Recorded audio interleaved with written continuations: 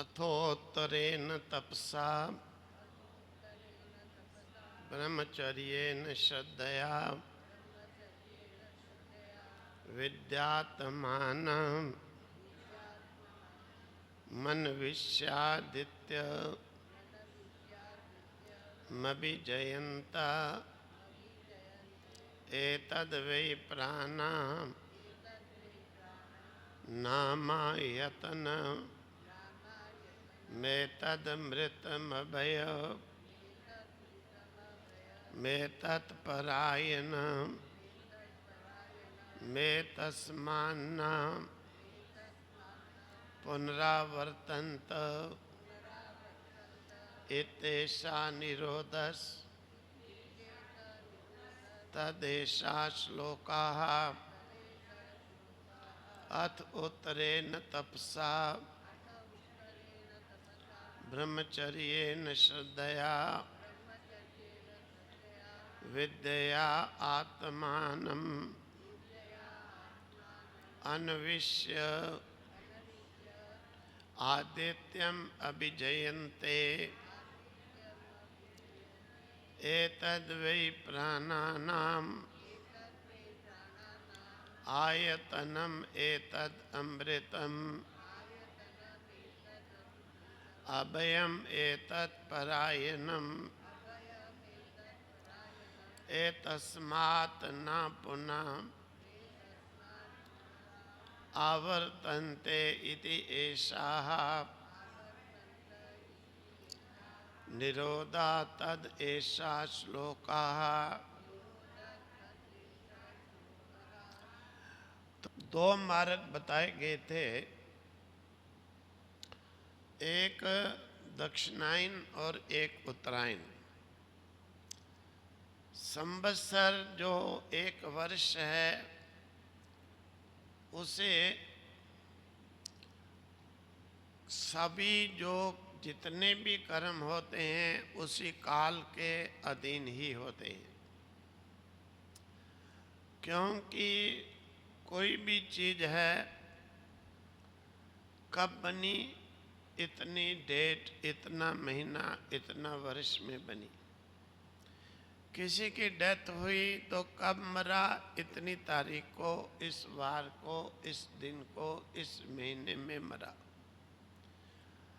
तो कोई भी कर्म जब करते हैं तो संकल्प करते हैं कि आज मैं ये कर्म यज्ञ या इष्ट जो भी कर रहा हूँ, इस वार को, इस तिथि को, इस महीने को, इस संवत्सर में कर रहा हूँ।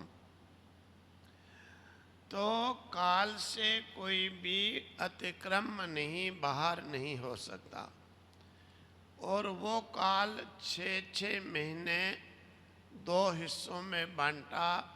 जब सूर्य दक्षिणायन की तरफ चलता है तो उस समय उसे कहा दक्षिणायन, और जब सूर्य उत्तर की ओर चलता है उस समय उसे कहा उत्तरायण।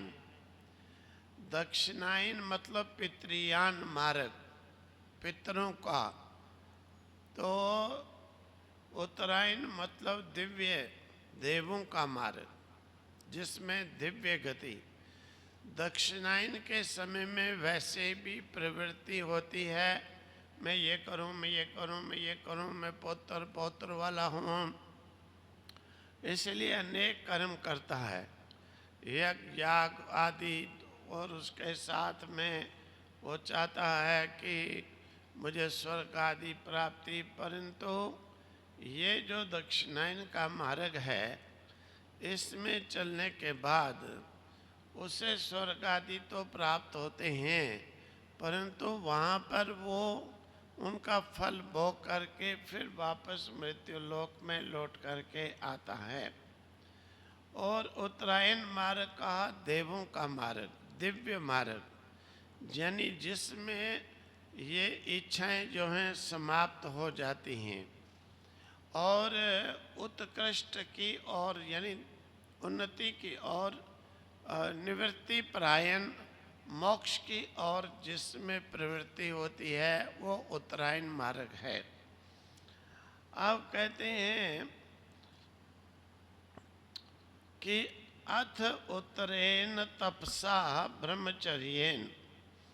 दक्षिणायन का तो वर्णन हो गया कि कर्म करो, बावड़ी कुआं तड़ाक आदि बनाओ, यज्ञ करो, याग करो, स्वर्ग आदि जाओ और वापस लौट करके मृत्यु लोक में आओ, फिर यहाँ पर कर्म करो, फिर जाओ। तो अब उत्तरेन मार्ग का वर्णन करते हैं। उत्तरेन तपसा, उत्तर मार्ग के द्वारा। उत्तरेन यहाँ पर तृतीय विभक्ति है कि उत्तर मार्ग के द्वारा, यानी उत्कृष्टतम आयन, जिसे कहा श्रेष्ठ मार्ग, उस मार्ग के द्वारा तपसा, जो तपस्वी लोग हैं। तपस्वी यानी शरीर और मन आदि की क्रियाओं को नियंत्रण में रखने वाले को कहा तपस्वी। ऐसे लोग ब्रह्मचर्य पूर्वक, ब्रह्मचर्य मनोनिग्रह, मन का संयम ही ब्रह्मचर्य कहा। तो उत्तरायण मार्ग वाले क्या करते हैं कि तपस्या के द्वारा शरीर नियंत्रण, यानी शरीर के द्वारा जप तप इत्यादि सहन करके सुखाना शरीर को, और मन का संयम करके ब्रह्मचर्य के द्वारा श्रद्धा से, यानी सत्य पर धारणा से, श्रद्धा सत्य आग्रह, उससे विद्या ज्ञान मार्ग जो है, विद्या ज्ञान श्रेय मार्ग, यानी कल्याण का मार्ग। विद्या कहा कल्याण का मार्ग, क्योंकि बिना विद्या के अविद्या की निवृत्ति नहीं मानी गई, और बिना अविद्या की निवृत्ति के ज्ञान की स्थिति भी नहीं हो सकती। इसीलिए श्रेय मार्ग विद्या के द्वारा, यानी कल्याण मार्ग के द्वारा, आत्मानम अन्विष्य, ओ आत्मा को, यानी जीवात्मा को, आत्मा को अन्विषण विद्या के द्वारा, कल्याण के मार्ग के द्वारा, मोक्ष मार्ग के द्वारा ढूंढते हैं। यानी आत्म साक्षात्कार करने के लिए ज्ञान को धारण करते हैं। आदित्यम अभिजयन्ते, इस प्रकार से जो तप करते हुए और ब्रह्मचर्य के द्वारा मन का संयम करते हुए श्रद्धा पूर्वक जो कल्याण के मार्ग को, विद्या के मार्ग को, ज्ञान के मार्ग को जो ढूंढते हैं, वो आदित्यम अभिजयते, उस आदित्य लोक को, यानी परमात्म लोक को, अर्थात ब्रह्म लोक को अभिजयन्ते, जीत लेते हैं, प्राप्त कर लेते हैं। एतद वही प्राणानाम, यही जो ब्रह्म लोक है, ये जो आदित्य लोक है, यही प्राणानाम आयतनम, प्राणानाम मतलब प्राणियों का, जीवन प्रद जो शक्तियां हैं, जो जीवित हैं, ऐसे प्राण जिसमें हैं वो प्राणी है। प्राणास्य अस्ति प्राणी, जिसमें प्राण है वो प्राणी।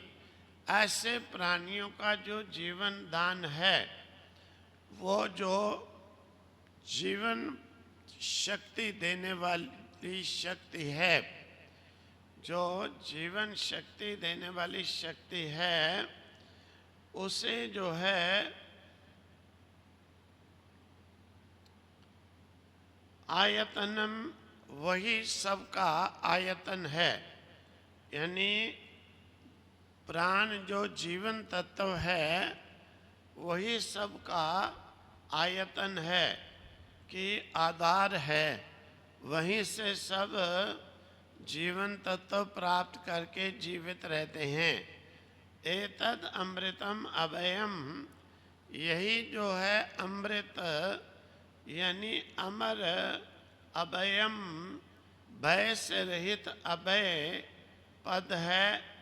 एतद परायणम, इसके जो परायण, सबका जो परम लक्ष्य यानी जिसका जो सबका परम लक्ष्य है उसके परायण। एतस्मात् न पुनः आवर्तन्ते, इसको प्राप्त करने के बाद वे पुनरागमन को प्राप्त नहीं होते हैं, जन्म मरण के चक्कर में नहीं पड़ते हैं। इति ऐसा निरोधा, ये ही निरोध यानी रोक यानी विराम यानी आवागमन की अंतिम गति है, जहाँ पर जन्म मृत्यु का चक्कर रुक जाता है, जहाँ पर बार बार मरना जन्मना निरोध हो जाता है, ये उसकी अंतिम जो है वो गति है। तद ऐसा श्लोका उक्ति, ये जो है इस श्लोक का अधोनिर्दिष्ट ये उक्ति है, इस प्रकार का कथन है। उपनिषदकार का कहने का अभिप्राय ये है कि उत्तरायण मार्ग पर जो चलते हैं, जिन्होंने दक्षिणायन मार्ग का त्याग कर दिया है, जो दक्षिणायन मार्ग को छोड़कर उत्तरायण मार्ग पर चलते हैं, यानी जिन्होंने मरण जन्म के चक्कर को समाप्त करने के लिए कर्मों के फल स्वर्ग वैकुंठ आदि की अभिलाषाओं का परित्याग करके और वो उनके लिए किए जाने वाले कर्मों का चक्कर छोड़ करके वो निवृत्ति परायण यानी जो उत्तरायण मार्ग है, जो श्रेय मार्ग है, जो कल्याण का रास्ता है, उसका आश्रय वो ग्रहण करते हैं। तो वो किस प्रकार से करते हैं ग्रहण? तपसा तप और ब्रह्मचर्य और श्रद्धा और विद्या, इनके सहारे से। मतलब कि जिस प्रकार से व्यक्ति को वृक्ष पर चढ़ना होता है, सोपान उसके लिए सीढ़ी जो है साधन होती है कि सीढ़ी हो तो बड़ी आसानी के साथ एक एक स्टेप चढ़ के पेड़ पर चढ़ जाएगा। इसी प्रकार से कल्याण को प्राप्त होने के लिए, मोक्ष प्राप्त करने के लिए, अर्थात पुनरागमन जन्म से छूटने के लिए, बार बार मरण जन्म के चक्कर से बचने के लिए ये सोपान कहा है, सीढ़ी कही है कि पहले तो तप होना चाहिए। तप मतलब कि शरीर को साधना, अर्थात सहन करके शरीर को तपाना, आसन आदि पर बैठ करके जप आदि करना, ये तप। और तप के साथ में कहते हैं ब्रह्मचर्य। ब्रह्मचर्य मतलब कि मन का संयम। ब्रह्मचर्य मन का संयम, मन के पीछे पीछे नहीं भागना, मन को निरोध करना, रोकना, एक आत्मा में लगाने के लिए मन को प्रयास करना। और फिर तप और ब्रह्मचर्य जिसमें होगा उसमें आ जाएगी श्रद्धा। फिर श्रद्धा होना चाहिए, यानी ऐसे भी कह दो कि श्रद्धा पूर्वक तप और ब्रह्मचर्य हो, नास्तिकता पूर्वक ना हो। इसीलिए कहा श्रद्धा साथ में होनी चाहिए। श्रद्धा भी हो, मन का संयम भी हो और तपस्या भी हो, लेकिन अगर साथ में विद्या नहीं है, अविद्या का नाश नहीं हो पाएगा। अंधेरा ही अंधेरा रहेगा, चलने का मार्ग दिखाई नहीं देगा। क्योंकि बहुत से लोग होते हैं, पर श्रद्धा रखते हैं और साथ में तप भी करते हैं, लेकिन साथ में क्या है, अंधेरे में उन्हें जो है चलने का मार्ग नहीं मालूम। क्योंकि जितने नास्तिक जो पंथ होते हैं, जो भगवान के स्वरूप को एक्सेप्ट नहीं करने वाले हैं, ये सब विद्याहीन हैं। विद्याहीन मतलब अंधेरे में। अंधेरे का मतलब कि जिनको एक परफेक्ट मार्ग चलने का, सिमरन करने का ज्ञान नहीं है। इस प्रकार से अंधेरे में चलने से बचने के लिए विद्या हमें मार्ग दिखाती है कि हमने कौन सा सिमरन करना, कौन सा मार्ग सही है, कौन सा मार्ग गलत है। विद्या से हीन व्यक्ति मार्ग से रहित हैं।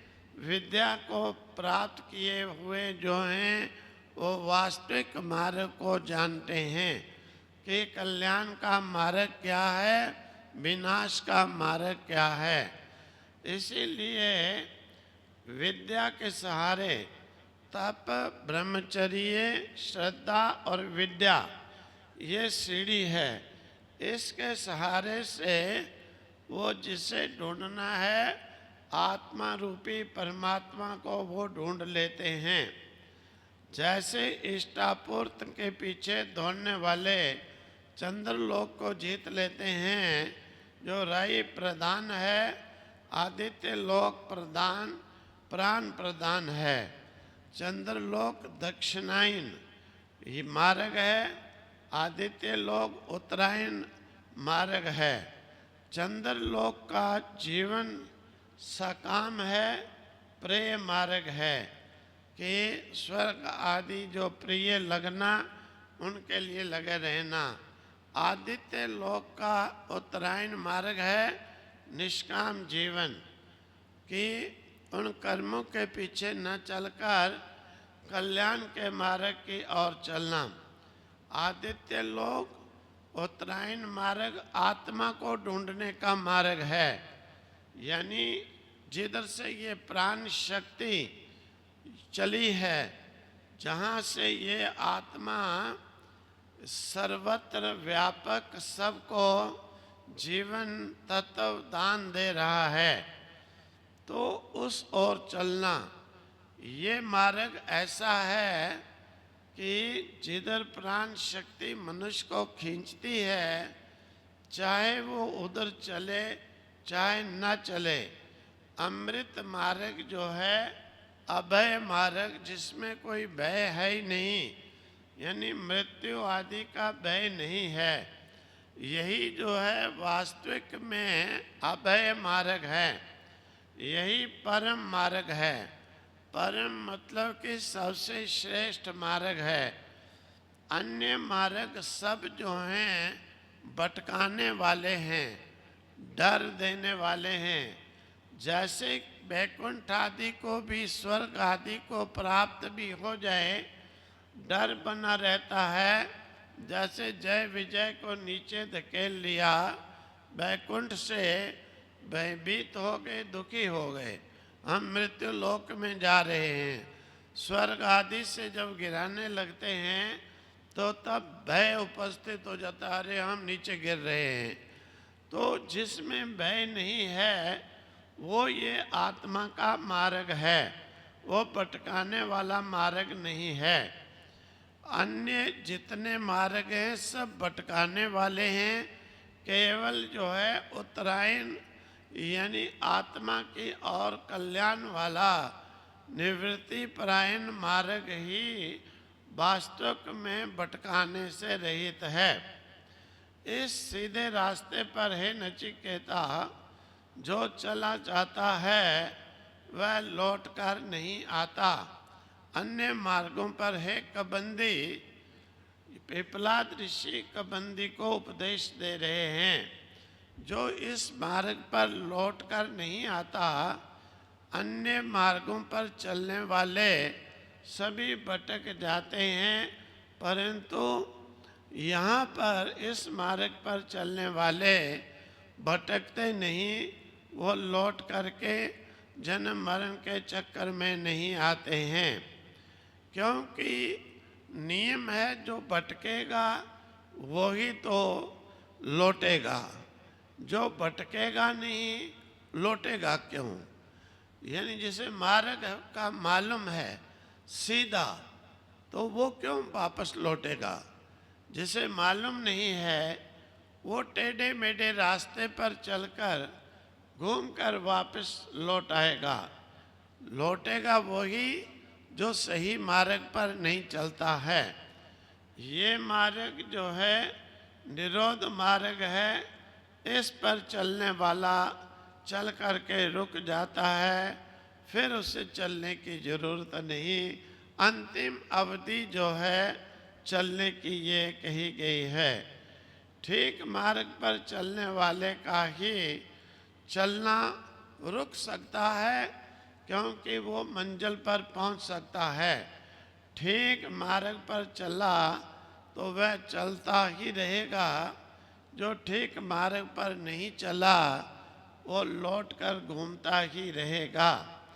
उसे कभी भी निरोध नहीं, विश्राम नहीं, उसे कभी भी आराम नहीं, उसे कभी भी परिश्रम से रहित नहीं हो सकता, क्योंकि घूम ही चले गया।